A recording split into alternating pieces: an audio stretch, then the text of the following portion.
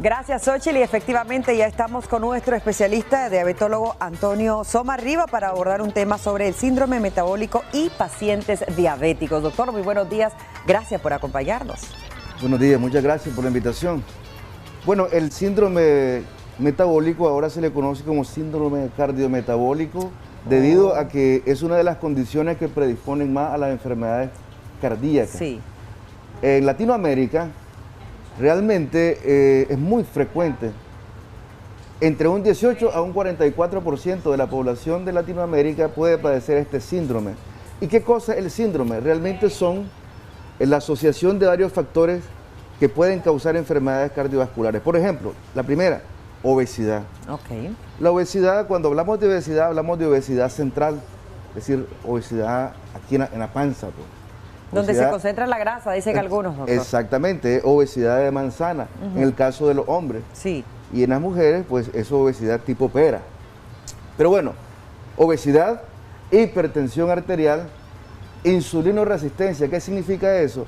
De que la actividad de la hormona insulina, que es la que está regulando la glucosa, los carbohidratos, las proteínas y los lípidos, no está trabajando bien. Y por lo tanto, eso tendrá un aumento de la glucosa en sangre. Y además de eso, aumento del colesterol en sangre. Entonces, son varios factores de que al final lo que nos puede provocar es una enfermedad cardíaca.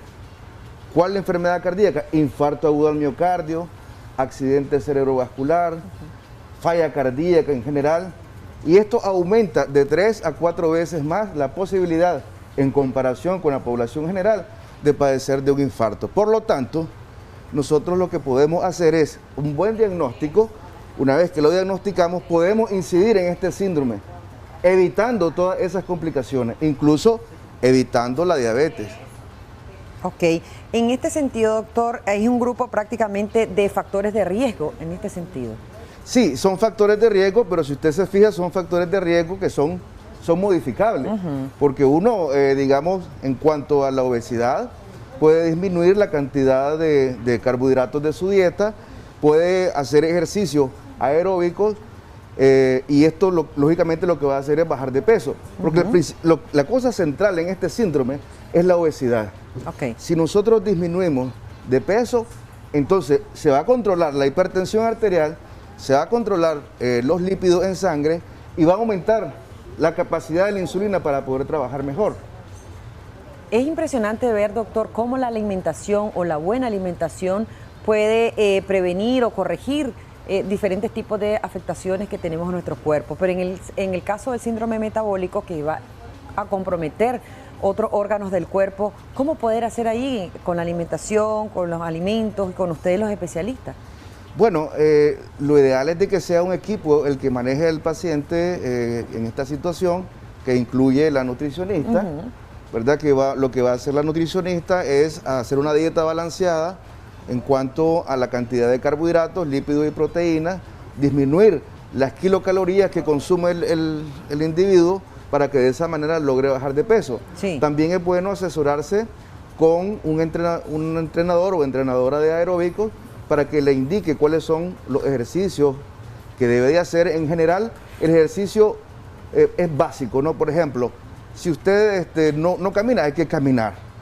¿Cuánto tiene que caminar? Bueno, tiene que ir avanzando cada 3 días, por lo menos 500 pasos. Y va a ir en dependencia si no hay desgaste. Exacto, todo va en dependencia del paciente, pero el objetivo general es hacer unos 10.000 pasos a 12.000 pasos al día. Es decir, no es ejercicio de halterofilia, es decir, de levantamiento de pesa, sino simplemente mover el cuerpo, básicamente, pues. Y lo otro es de que tiene que tener controlada la presión arterial, con su medicamento siempre, tiene que tomar medicamentos para la disminución de la insulinoresistencia. En este caso hay fármacos de que te aumentan la facilidad de la insulina para poder trabajar. Entonces, ¿qué pasa? Si nosotros logramos hacer eso, si bajamos los niveles de azúcar, estamos disminuyendo hasta en un 43% la posibilidad que te dé un infarto agudo al miocardio o un accidente cerebrovascular que la gente le llama derrame, pues. Entonces, son prevenibles. Otra cosa que es importantísima, el hábito de fumar. El fumado aumenta la presión arterial, aumenta las posibilidades también de un infarto. Entonces hay que dejar de fumar, hacer ejercicio, tener una dieta balanceada, no olvidar las medicinas que tiene de base, por ejemplo los antihipertensivos, los antidiabéticos y así pues, y los antilipidémicos también. Sí, me llama la atención en lo que usted decía, dejar de fumar, porque se dice que la mayoría de los factores de riesgo podría ser, doctor, la obesidad, pero eso no quiere decir que una persona delgada no tenga problemas de síndrome metabólico, ¿o sí, doctor? Sí, en este caso, para el diagnóstico de síndrome metabólico tiene que cumplir varios criterios, al menos 3. El primero, que sea obeso, o sea, se tiene que medir la cintura, ¿verdad? Y al medirse la cintura tiene que ser... La circunferencia que sea... La circunferencia. El límite es 90 centímetros. Ok. De ahí en adelante, decimos, en el caso del hombre, y en el caso de la mujer, 80 centímetros, ¿verdad? Eso primero. Segundo, de que tenga hipertensión. Tercero, de que tenga dislipidemia.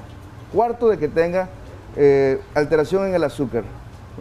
Entonces, siempre el eje central de todo esto, ya lo hemos venido identificando desde hace muchos años, es la obesidad. Los pacientes que tienen obesidad tienen tendencia a morir del corazón. Como no, 22-22-7808 si desean hacer alguna consulta, 22-22-7808, aquí está nuestro especialista diabetólogo, excelente también especialista para que usted pueda hacer su consulta. A veces, doctor, se habla también de las complicaciones, porque dicen, no, yo ya tengo controlada el azúcar, tengo controlada en todos los sentidos, trato de comer sano, así es que no voy a tener esta condición o este problema. ¿Eso podría ser así o hay alguna complicación? Mire, la realidad es de que la conjunción de factores, sobre todo la hipertensión y la diabetes, hacen de que tengan complicaciones como por ejemplo retinopatía, nefropatía, neuropatía, que de manera silente van atacando al individuo sin darse cuenta. ¿Cómo no? ¿Sí? Tenemos una llamada. Muy buenos días. Adelante, le escuchamos. Muy buenos días, Odilí. Buenos días al doctor. Gracias. Soy una persona adulta mayor, tengo 68 años. Sí. Soy crónica, diabética e hipertensa. Quería que el doctor me dijera qué tan cosa rara, ¿verdad? No sé, yo lo siento. Tengo, ¿verdad?, que en el día estoy orinando hasta 20 veces. Y ya me siento, ¿verdad?, como un poco triste porque me parece que eso no es normal. El 9 de diciembre estuve con el azúcar en 500. Me pusieron suero en el centro de salud con una inyección de insulina cristalina, creo que. Pero sí, la orinadera me tiene preocupada. Y lo más bajo que a mí me mantiene el azúcar es en 200. Quería ver qué consejo me daba él. Muchas gracias, tengan buen día. Gracias a usted. ¿Consume bastante agua?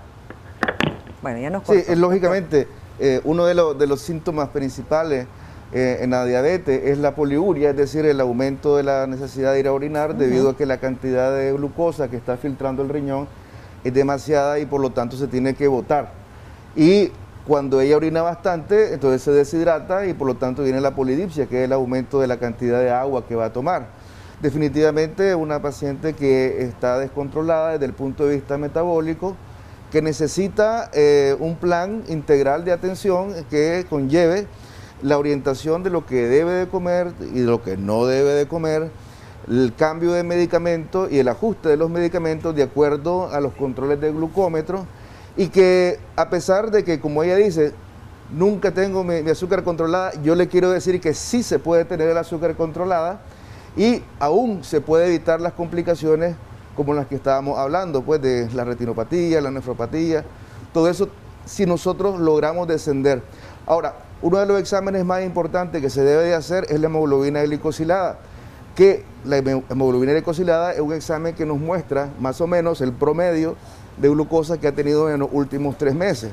Por lo tanto, esta debe de ser nuestra meta, que sea 6.5%, hasta 7% máximo. Entonces, si nosotros logramos tener esa meta, entonces estamos bajando enormemente la posibilidad de que ella tenga un infarto, de que ella tenga una complicación mayor. Pero le quiero decir de que sí se puede controlar, que podemos hacerlo. Cuando ya está tenemos otra llamada. Muy buenos días, adelante, ¿le escuchamos? Buenos días. Yo soy un paciente crónico de diabetes. Sí. Y quería ver si el doctor pues me podía quería saber la dirección, ¿verdad? Y si me podía conseguir una cita, pues, porque la verdad es que la situación está bien dura y usted sabe que no, tanto sin trabajo pueden entrar a pagar una clínica ahorita. Y no? con costo pude hacerme unos exámenes y estoy un poquito fregado, ¿no? Quiero saber quién me puede, por favor, atender. Déjenos sus datos completos y el número de teléfono, con muchísimo gusto. Yo sé que el doctor le puede atender. Claro ¿doctor? que sí, y la otra señora también, pues. Excelente. ¿Qué podemos adelantar a las personas que nos llaman? Bueno, en primer lugar, de que si van a tener una cita, ¿no? Los exámenes básicos son, primero, pues, la hemoglobina glicosilada, que no se le olvide, hemoglobina glicosilada, nada más. Luego la glucosa, examen de orina, biometría hemática completa, creatinina. Con eso ya logramos bastante. Y luego ya le vamos indicando más, porque como dice el señor, vamos a ir dosificando poco a poco los exámenes debido a la situación económica. Pero con eso ya podemos tener un buen arranque en cuanto a la información general que puede tener el paciente. Sí, ya una vez que el paciente está siendo abordado por el especialista, que ya está consciente, porque a veces eso es importante, que el paciente esté consciente de que está teniendo el problema de síndrome metabólico, también tiene que tener coordinada sus tratamientos para la diabetes y no automedicarse en este sentido. Pero ¿qué sucede si vienen y se complican otros órganos, por ejemplo, los riñones? Bueno, la verdad es de que la diabetes, como tiene que ver con el consumo energético y con la glucosa, todos los órganos del cuerpo están involucrados, pero uno de los principales blancos es el riñón. El riñón no es un simple filtro, ¿no? Sí. La señora que nos llamó decía que orina bastante, sí, bueno, eso es por la cantidad de azúcar que tiene la sangre, que la tiene que estar eliminando. No puede el riñón estar reabsorbiendo azúcar, pero además de eso el riñón es un órgano de que tiene que ver con la regulación de los líquidos y electrolitos, tiene que ver con la presión arterial, tiene que ver con la formación incluso de los glóbulos rojos en la sangre, ¿verdad? Y tiene que ver con cuestiones endocrinas también. Entonces no es un simple filtro. Entonces cuando se afecta el riñón, se afecta todas esas funciones metabólicas que pueden llevar a la muerte al paciente. Sin embargo, los nuevos tratamientos que existen actualmente logran hasta cierto punto detener esa progresión y no llevarlo a la diálisis, que eso es bastante complicado y bueno, es una complicación grave. Logran detener ese proceso y algunas veces logra incluso regresar a la situación normal. Por eso lo más importante es de que sean tratados de manera precoz. Sí. No esperar a que ya esté demasiado complicado para que vayan donde el médico, sino que hacerlo de una forma precoz y el médico también actuar precozmente con los medicamentos que ya tenemos. Sí. De esa forma evitamos la nefropatía. ¿Por qué? Porque la mayoría de todos los pacientes que se hacen diálisis en el mundo, más del 50% son diabéticos. Doctor, ¿quiénes pueden ser más candidatos a presentar el síndrome metabólico en cuanto a la diabetes? ¿Los que están empezando, verdad, a padecer de la diabetes o los que ya tienen más de 10 años, 15 años, 20 años de ser pacientes diabéticos? No, desde el inicio, es decir, pues, la mayoría de pacientes de que tienen síndrome metabólico oscila en un promedio de la edad de 35 años. Entonces, no importa la edad que tenga, en el momento de hacer el diagnóstico de síndrome metabólico, allí hay que actuar para evitar las complicaciones. Cómo no, doctor, recomendaciones también para nuestros amigos que nos están sintonizando, qué tipo de exámenes también realizarse, recordemos un poco, ya lo había dicho, pero recordarlo, para tratar de apaciguar o prevenir un poco esta situación. Principalmente la presión arterial, la medición de la presión arterial, la medición de la glucosa en sangre, la hemoglobina A1C, el perfil de lípidos es importantísimo, que se mida en la circunferencia también, que hagan ejercicio aeróbico y que tengan una dieta balanceada. Gracias, doctor Antonio Somarriba, por esa importante información. Gracias a las personas que nos están escribiendo. Muchísimas gracias también a aquellas personas que llegan al consultorio y hacen la consulta con el especialista. Es muy importante no automedicarse y también tener una buena alimentación. Cuidar el alma, pero también cuidar nuestro cuerpo. Vámonos de inmediato al otro lado del estudio. Está más que preparado Einer Suárez. Buenos días.